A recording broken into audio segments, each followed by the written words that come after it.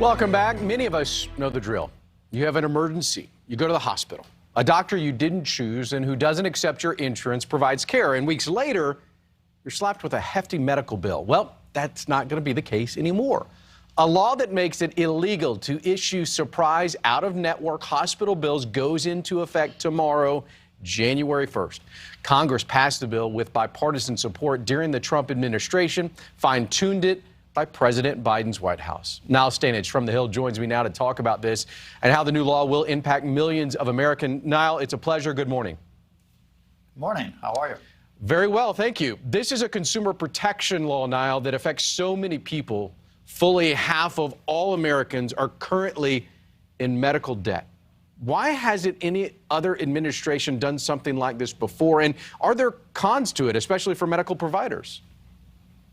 So it's a great question, especially because this practice of surprise bills is so hugely unpopular. According to one recent poll, 80% of Americans are opposed to that. The reason as to why it hasn't happened before goes to the second part of your question. Anytime politicians or Congress try to change the American health system, people who profit from the existing system push back against it. So there were a couple of pushes previously to enact this kind of a law. It collided with a lobbying effort from the industry. But as you say, in the waning days of the Trump administration, this was done, and it was done with bipartisan support. So a rare example of politics actually working for what most people agree is the common good. Let's break this down a little bit, Niall, for everyone out there. Does this law only apply to emergencies, or what about routine scheduled surgeries? It's primarily aimed at emergencies, and I think the best way to think about this law is that it's aimed at correcting an injustice.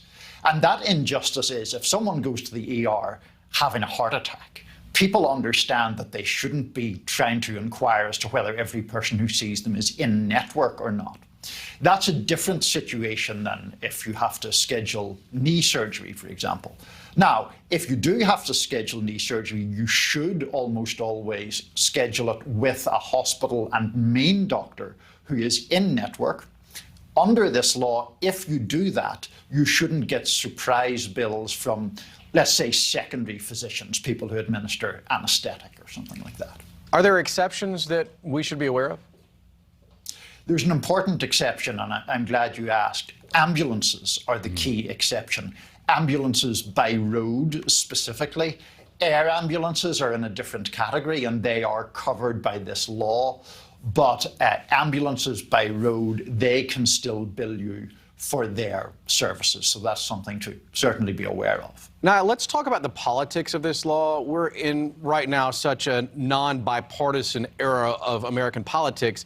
How did this and why did this achieve such broad bipartisan support during a time, let's be honest, that two parties can't agree on what color the sky is?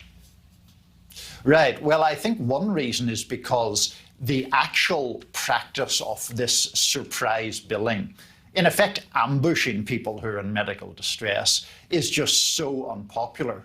Both then President Trump and then candidate Biden both agreed that something should be done about this issue. There obviously aren't many issues that we can say that about. In Congress, this law drew support from really very conservative Republican senators and very liberal Democratic senators. There just isn't, Aaron, any political motivation to stand in the way of this. There's no political motivation to be seen to be standing in favor of people being shocked by pretty appalling medical bills. Niall Stanage. Niall, thank you so much. Happy New Year's Eve to you. Same to you.